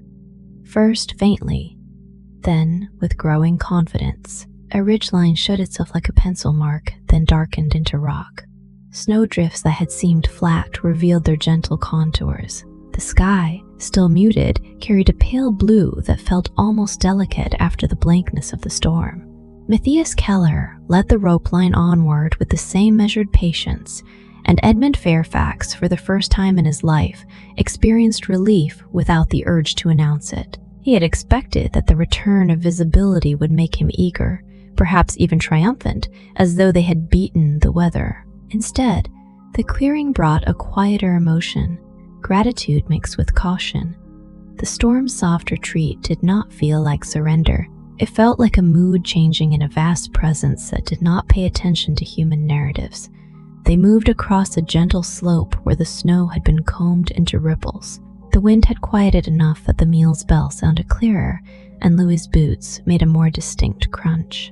Yet Matthias kept them slow, as if the newly visible world were more dangerous for the confidence it could inspire.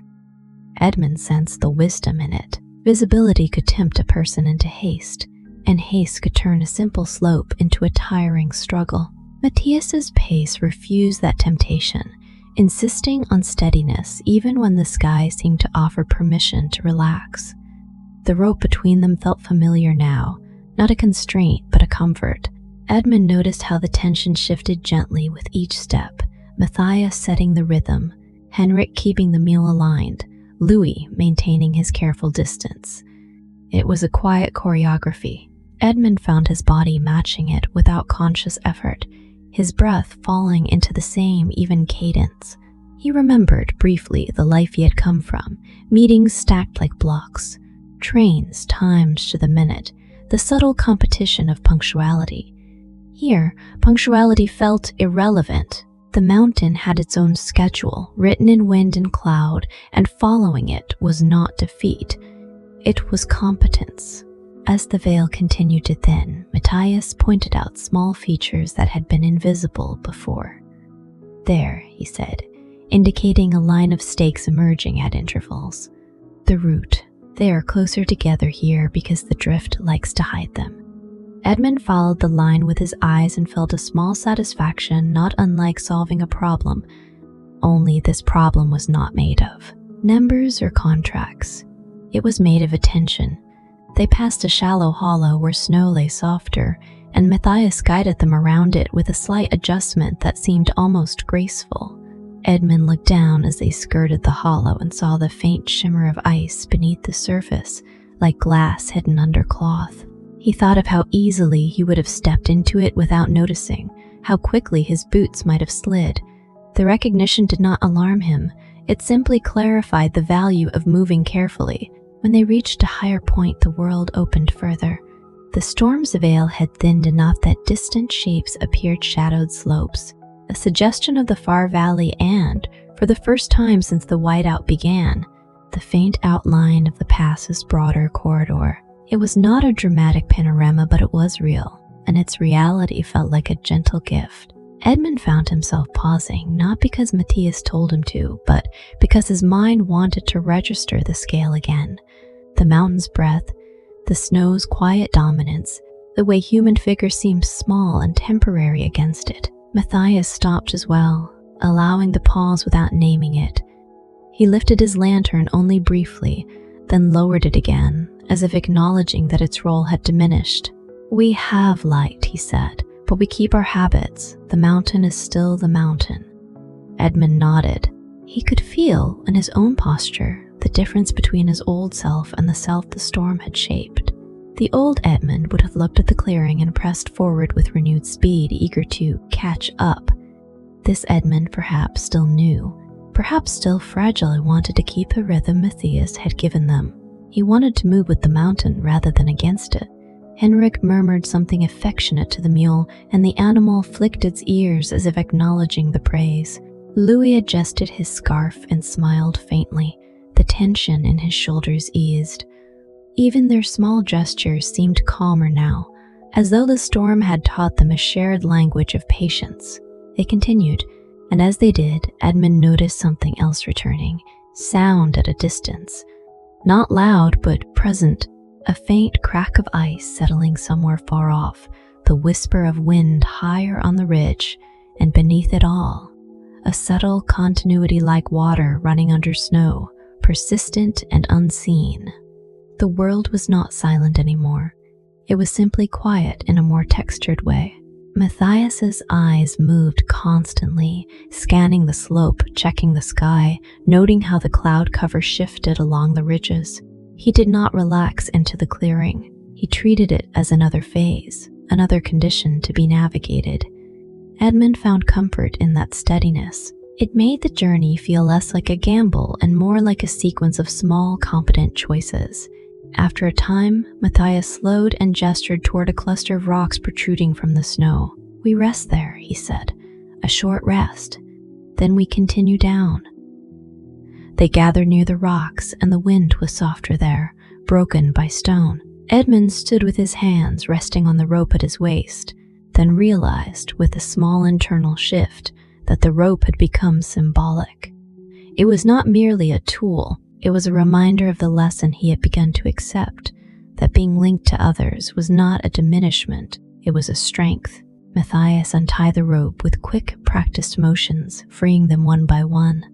The sudden absence of tension felt strange now, like silence after music. Edmund rolled his shoulders and looked out toward the valley again.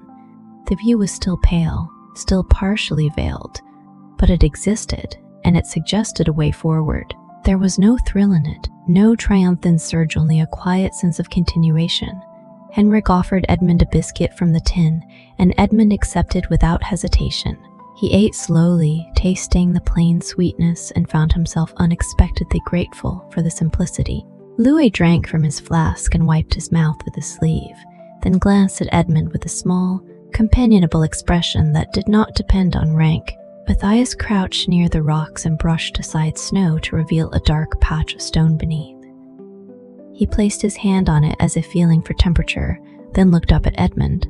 "When the weather clears," he said, "people often become careless. They think the mountain has forgiven them." His tone remained gentle. "The mountain does not forgive or punish. It simply continues. So must we." Edmund met his gaze, and for once, he did not feel the need to respond with a clever phrase. He nodded, slow and sincere. "I understand," he said, and he meant it, though he also knew understanding was not a single moment but a practice. Matthias's expression softened in a way that almost became a smile. "Good," he said. "Then you are ready for the descent." As they prepared to move again, Edmund looked down at the snow near the rocks and noticed a faint line in old track, half-filled, leading toward the lower slope. It was not fresh, but it was there, a quiet sign that others had passed this way under similar skies. The sight felt like an invitation, not to hurry, but to continue with the same steady care. Edmund lifted his head, breathing in the clean mountain air, and waited for Matthias to retie the rope ready to follow, not as a surrender, but as a chosen way forward. The descent began not with a dramatic turn downhill, but with a gradual easing, as if the mountain were letting them go by inches. Matthias Keller retied the rope with the same practiced care, and the line formed again. Matthias at the front, Edmund Fairfax close behind, then Henrik with the mule, and Louis at the end. The sky held a thin veil of cloud, but it no longer erased the world. It simply softened it, turning hard distances into gentle gradients. As they moved, Edmund noticed that his body had learned the rhythm of following. His steps matched Matthias's without effort, and the rope's faint pull felt like guidance rather than restraint. The slope below them was less severe than the climb, yet it demanded its own attention. Snow that had been firm higher up grew slightly looser here, the surface more granular, as if the air had warmed by a fraction. Matthias adjusted their angle often, choosing paths where wind had packed the snow, or where a line of stones broke the drift. He did not rush even when the valley became more visible. He walked as though the mountain's patience were contagious. Edmund found himself appreciating this, not merely enduring it. He had begun to understand that haste was not a sign of strength. Here, strength looked like steadiness. As they descended, the world regained details that felt almost intimate after hours of whiteness. A low stone wall emerged, half buried, its top line dark against the snow. It curved like a gentle guide hand and then disappeared again beneath a drift. Further down, a line of thin larch trees appeared, winter bare, their branches delicate and pale standing like quiet sentinels along a sheltered bend. The wind changed character too, losing its high whisper and becoming a softer movement, carrying faint scents upward, resin, damp stone, and far-off wood smoke. Edmund's attention lingered on those scents, In his life, smell had rarely mattered. Rooms were perfumed or aired without thought. Here, scent felt like information. Wood smoke suggested dwellings below. Resin suggested trees, and trees suggested shelter from wind. Even the dampness of stone hinted at a change in altitude. Matthias seemed to take these cues in without comment, but Edmund began to recognize them as part of the same language Matthias had taught him to read wind writing, snow speaking, the mountain offering subtle directions. Henrik murmured to the meal now and again, and the animal's steady pace became a reassuring bass note in their small procession. Louis, lighter burdened and less strained, began to hum under his breath. Not a tune meant for performance, but a simple line of sound that matched the rhythm of boots on snow. Edmund found himself listening with quiet pleasure. The humming made the descent feel less like an escape and more like a journey returning to ordinary life. They reached a point where the valley opened more clearly, revealing the faint outline of rooftops far below dark triangles against white fields, smoke curling upward in thin, patient strands. Edmund's mind, which had clung so stubbornly to Milan and schedules at the beginning of the crossing, now felt oddly calm at the sight. The village below did not represent success or arrival. It represented warmth, soup, and the continuation of small human life under great mountains. It was enough. Matthias stopped near a ridge of rocks and pointed with his chin toward a safer zigzag line. "We take that way," he said, "less steep, more certain footing." Edmund did not question him. The words that rose naturally to his tongue were not commands, but acknowledgments. "All right," he said simply. His voice sounded different to his own ears, less crisp, less performative. It carried fewer sharp edges. He realized with mild surprise that he was speaking the way Matthias spoke, practical, quiet, without the need to prove anything. As they followed the gentler line, Edmund noticed small human artifacts embedded in the landscape, things he would have overlooked before, but which now seemed quietly precious. A weathered fence post leaned at an angle, its top rounded smooth by years of snow and sun. A cluster of stones marked the edge of a path placed with care by someone who had wanted to help future travelers. A narrow footbridge crossed a stream that ran under ice, and the bridge's wooden planks were dark with age, held together by simple iron nails. None of these things were grand, yet each one carried a kind of humble wealth. The wealth of local knowledge, of shared labor, of people making the mountain a little more navigable for those who came after. Edmund felt a stirring of respect that was not abstract. He had invested in rail lines, in buildings, in ventures that impressed men in suits.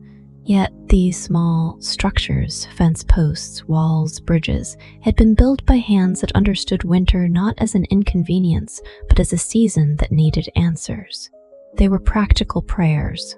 Edmund's mind, which had once valued only what could be counted and displayed, began to recognize the quiet value of what simply worked. The rope line loosened slightly as the terrain grew easier, and Matthias allowed a bit more space between them. Even so, Edmund stayed close.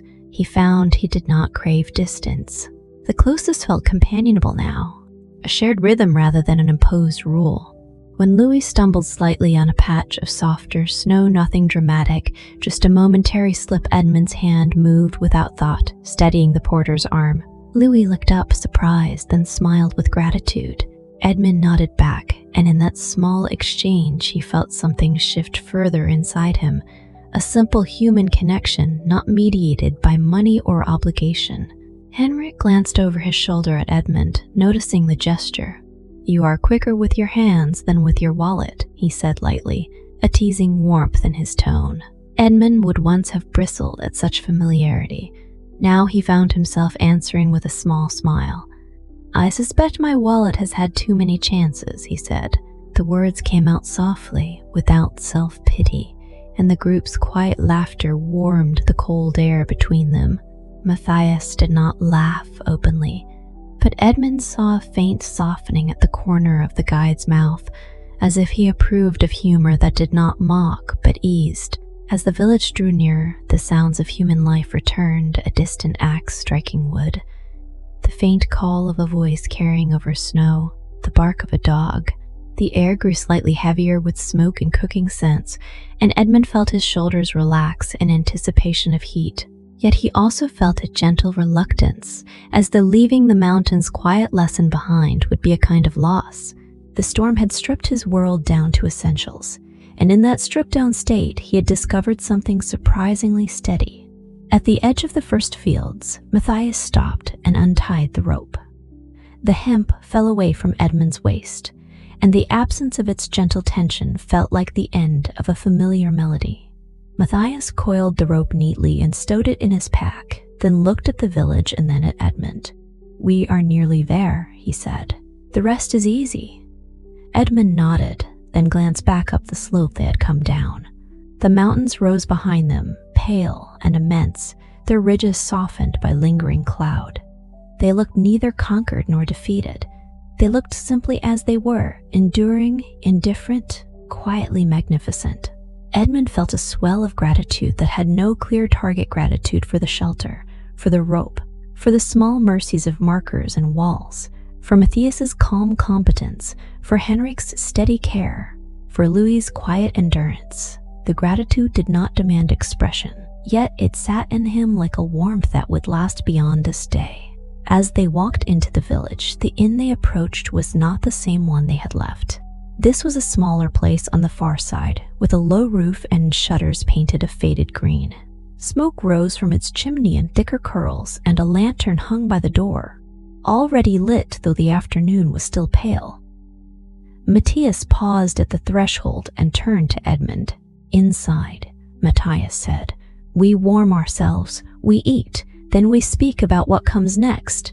Edmund met his gaze and, in a voice that carried the steadiness he had learned, replied, "Yes, and thank you." The words were simple, but they were his, spoken without performance. Matthias inclined his head, accepting them without ceremony, and as Edmund stepped toward the lantern-lit doorway, he sensed that the true journey was not only over the pass, but into a new way of moving through the world, one that began, quietly, with trust. The inn on the far side of the pass welcomed them with a warmth that felt earned rather than assumed. Its low doorway was framed by stone darkened from years of smoke and weather, and the lantern hanging beside it cast a steady amber circle onto the snow. When Edmund Fairfax stepped inside, the air changed at once thicker, gentler, scented with broth and damp wool and the faint sweetness of baking bread. The room was smaller than the inn they had left behind, and quieter too, as if the mountains encouraged even human voices to remain modest. A fire burned in a wide hearth, and its crackling sounded like a language everyone understood without translation. Henrik guided the mule around to a sheltered corner outside, and Louis stamped snow from his boots with careful restraint as though unwilling to disturb the calm. Matthias Keller moved with the same unhurried certainty he had shown all day, setting his pack down neatly and brushing snow from his coat sleeves. The innkeeper here was a compact man with a red scarf and kind eyes, and he greeted Matthias with the brief familiarity of someone who had seen the guide before and trusted him without needing conversation. A pot was moved closer to the fire. Bowls were set out. The simple choreography of hospitality began at once, as though the village had practiced it for storms for generations. Edmund stood for a moment near the hearth, letting warmth rise into him in slow layers. He removed his gloves and held his hands toward the fire. The heat was not extravagant, but it was steady, and that steadiness felt like a continuation of Matthias's pace, calm, practical, sufficient. He noticed how quiet his own mind had become. Milan still existed. His meetings still waited somewhere beyond these mountains. Yet the urgency he had carried like a badge felt oddly distant. Here, the most important fact was that they had arrived together, and that they were now surrounded by small human comforts: firelight, soup, the soft murmur of conversation. When the bowls of broth were passed around, Edmund accepted his with both hands, the way he had held the tin cup of tea in the tent. The broth tasted of herbs and onions and something smoky, and each sip felt like the mountain's cold loosening its grip. Louis ate with visible relief, and Henrik's shoulders settled as if he had been carrying tension like an unseen pack. Matthias ate quietly, not hungrily, but with the calm satisfaction of someone who respects food, because he knows what it means to have it when weather has made everything else difficult. As the room warmed and the immediate needs were met, Edmund felt the moment arrive that he had been anticipating since the descent began, the moment when he would pay. In the city, payment was often the final seal on an interaction, the tidy conclusion that allowed everyone to return to their roles. Edmund had expected to feel the familiar satisfaction of closing a transaction. Yet when he looked at Matthias seated across from him with his hands resting near the bowl, he realized payment would not be a conclusion here. It would be something else, an acknowledgement, perhaps, but not a purchase of what Matthias had given. Edmund reached into his coat and withdrew his wallet. The leather was still pristine, an object from a different world. He removed a set of notes and, after a brief pause, added more than he had promised. He carried them to Matthias's table and set them down gently, not with the flourish of generosity, but with the carefulness of placing something meaningful. "This is the remainder," Edmund said. His voice was quiet, steady, and more. "For your skill, for your patience, for bringing us through." Matthias looked at the notes without haste. He did not reach for them immediately. Instead, he lifted his eyes to Edmund's face, and Edmund felt for a moment as though he were being measured, not for wealth, but for sincerity. Then Matthias nodded, and the nod was simple, accepting the reality of work and compensation without pretending it was shameful. "Thank you," Matthias said. He gathered the notes and folded them once, placing them into his inner pocket with the same unceremonious practicality he had shown before. Yet this time, Edmund noticed something different in himself.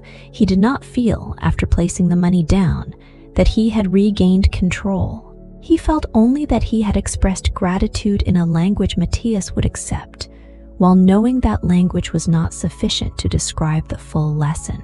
Matthias set his spoon down and continued, as if offering the coda he had been holding back until Edmund was ready to hear it. "Money buys comfort," he said, voiced low enough that it did not compete with the fire. "It buys a warm room and a bowl like this. It can buy a man's time in his work." He paused, letting the distinction settle. "But it cannot buy the way through a storm that is earned, step by step, together." Edmund swallowed, feeling the truth of it not as a reprimand, but as a clean statement of fact, like a mountain's ridgeline revealed after cloud. "I thought," Edmund admitted, and the words came slowly, unpolished, "that if I paid enough, the world would stay arranged for me. I see now that arrangement is not the same as safety." Matthias's gaze held his for a moment, and Edmund saw there something like approval, though it was not praise. It was recognition. "Safety is shared," Matthias said, "and it is practiced." Henrik, listening from his seat near the hearth, lifted his bowl slightly in a quiet gesture of agreement. Louis glanced at Edmund with a small, companionable smile that made Edmund feel less like a client and more like a fellow traveler. The warmth in the room seemed to expand, not only from the fire, but from the softening of roles. Edmund returned to his place, and as he did, he noticed that his movements had changed. He no longer occupied space as if it belonged to him by default. He moved with consideration, stepping around a stool, giving room to the innkeeper passing with a kettle. It was not an affectation. It felt natural now, as if his body had learned what his mind was only beginning to understand, that in a world as large as the Alps, one's importance was best expressed through care rather than command. After the meal, Matthias rose and stepped toward the door, where a small draft of cold air slipped in whenever someone entered or left. He spoke briefly with the innkeeper in German, then returned to Edmund. "The weather is calmer," he said, "but the pass will not be friendly again today. You will stay here until morning. Then we can arrange onward travel safer roads, lower routes." Edmund nodded without resistance. "Yes," he said, and the ease of agreement surprised him. He added after a moment, "I left more than luggage up there." Matthias's expression softened slightly. "Yes," he said, "and you will not miss all of it." Edmund felt a quiet warmth at the remark. He reached into his coat pocket and touched the small wooden box he had kept, feeling its smooth lacquer beneath his fingers. The box was not proof for anyone else. It was simply something he wanted near. The distinction mattered. They moved toward the doorway together, the others lingering near the fire. Outside, the The air had cleared enough that the mountains were visible again, their slopes pale under the dimming winter light. Snow lay calm on rooftops. The village felt nestled rather than threatened, a small human warmth held in a vast white landscape. Edmund stepped onto the threshold and looked out, letting the cold brush his face. He could see the lower valley now, the faint line of a road, the dark shapes of trees. Matthias stood beside him, hands resting loosely at his sides. "You will go on," he said, "but you will go differently." Edmund turned his head and met Matthias's gaze. "I would like," he said carefully, "to speak with you again before I leave. Not as a traveler hiring a guide, as someone who—" He paused, searching for words that did not sound like a performance, "as someone who wants to remember what the mountain taught." Matthias considered him for a moment, then nodded once, calm and certain. "After breakfast," he said, "we will walk outside for a few minutes. You can tell me what you think you learned, and I will tell you what I saw." The invitation was simple, almost ordinary, yet it felt like the true payment Edmund had been seeking, not a service, but a shared understanding. Edmund nodded, and as they stepped back inside, closing the door gently against the cold, he felt the quiet promise settle into him like a steady, lightened appointment, not written in ink, but in trust.